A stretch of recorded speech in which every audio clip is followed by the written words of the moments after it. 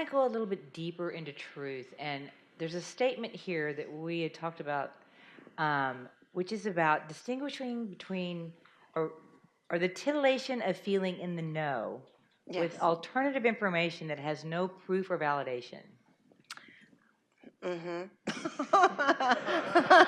Yeah, well, I'm going to start because I'm guilty of that because, like, Sure, this is where I draw a line. It's like, I will literally, if something resonates like truth in my body, I will take it as fact.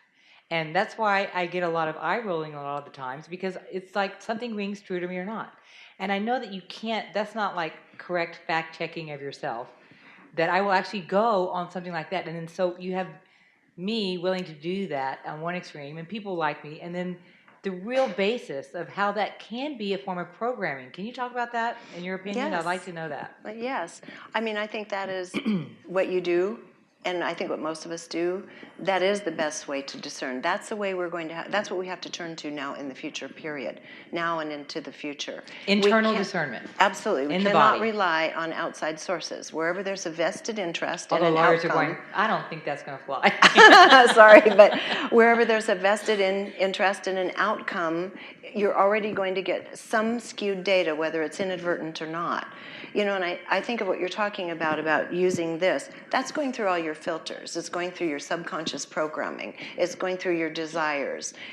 Everything we're taking in is going through a series of filters, individual filters. That's why you and I won't hear the same information the same way. Maybe I'll take it as truth and you won't take it as truth. But really learning to develop, and we can get into that in a little bit, but learning to develop a really clear, intuitive process within, that's our only path forward in the end. We can't rely on outside. And the other way, this is kind of subtle, in which we may use information or truthfulness, is something as simple as, maybe we've heard a story, because I know a lot of the people here are interested in disclosure, and Corey Good's one example of people in disclosure, and I've been involved in that for many years as well.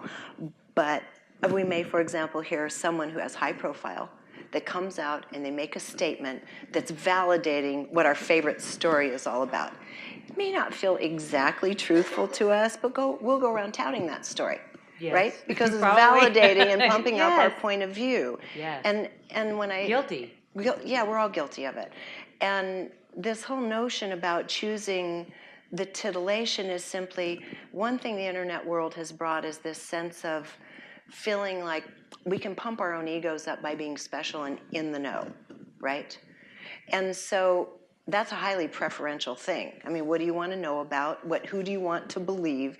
This is all highly subjective, but it makes us feel like we're maybe somehow ahead of the game, that we're not being totally hoodwinked.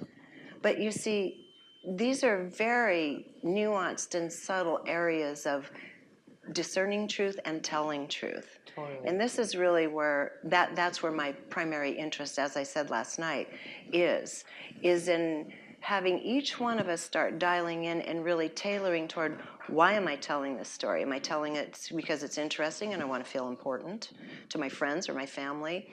Is it something I believe passionately in? We have to discern these things. These are our subtle discernments inside.